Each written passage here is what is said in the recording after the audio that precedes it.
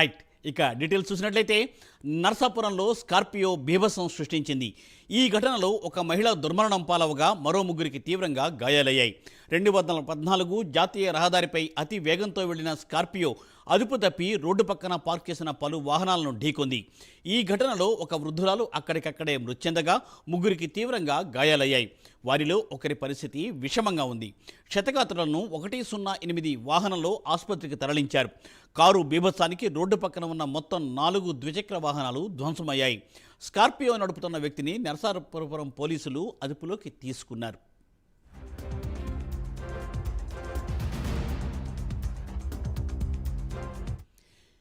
ఈ ప్రమాద ఘటనపై మా ప్రతినిధి రాంబాబు మరిన్ని డీటెయిల్స్ అందిస్తారు. రాంబాబు. థ్యాంక్ యూ మూర్తి. కొద్దిసేపటి క్రితం నర్సాపురంలోని 214 జాతీయ రహదారిపై ఒక స్కార్పియో వాహనం బీభత్సం సృష్టించింది.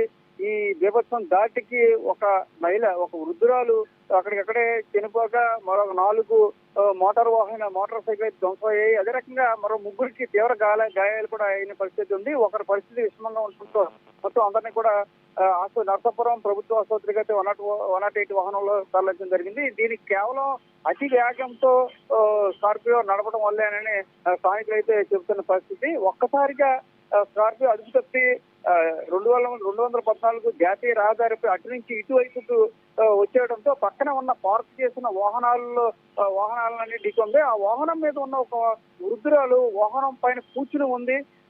అక్కడక్కడ ఎగిరి అవతల పడిన పరిస్థితి. ఎగిరి అవతల పడుతుందో రోడ్డు మీద పడిపోతుందో ఒక్కసారి అక్కడికక్కడే ఆవిడ మృతి చెందిన పరిస్థితి ఉంది. మరో ముగ్గురికి వాహనాలు పార్కింగ్ చేసి వాహనాల దగ్గర ఉన్న వాళ్ళని, రోడ్డు మీద పక్కన వెళ్తున్న వాళ్ళని కూడా ఈ స్కార్పియో వాహనం ఢీకొనడంతో మొత్తం 4 వాహనాలు అయితే తీవ్రంగా ధ్వంసమయ్యాయి. అదే రకంగా ముగ్గురికి అయితే తీవ్ర గాయాలైన పరిస్థితి. మరొక వ్యక్తికి కూడా తీవ్రంగా గాయాలు కావడంతో వెంటనే అందరినీ కూడా ఈ క్షతగాత్రులందరినీ కూడా 108 వాహనంలో ఆసుపత్రికి తరలించారు. అందులో ఒకరి పరిస్థితి విషమంగా ఉన్నట్టు కూడా తెలుస్తుంది. విజయవాడ ఆసుపత్రికి తరలించేందుకు ఏర్పాట్లు కూడా చేస్తున్నారు. మరో ఇద్దరికి కూడా తీవ్ర గాయాలైన పరిస్థితి అయితే ఉంది. అయితే ఈ స్కార్పియో వాహనం అతి వేగంగా డ్రైవింగ్ చేయడం వల్ల ఇది ఘటన జరిగిందని వెంటనే అక్కడ ఏదైతే జాతీయ రహదారి పక్కనే వీళ్ళని ఈ ప్రమాదం జరిగిన వెంటనే పక్కనే ఉన్న స్థానికులు వచ్చి ఆ వాహనాన్ని ఆపడం, అదే రకంగా డ్రైవర్ ని కూడా పోలీసులకి అయితే అప్పచెప్పడం జరిగింది.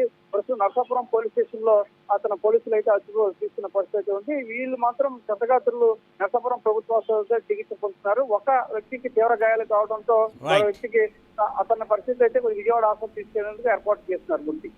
Right. Thank you Rambabu. Thanks for update.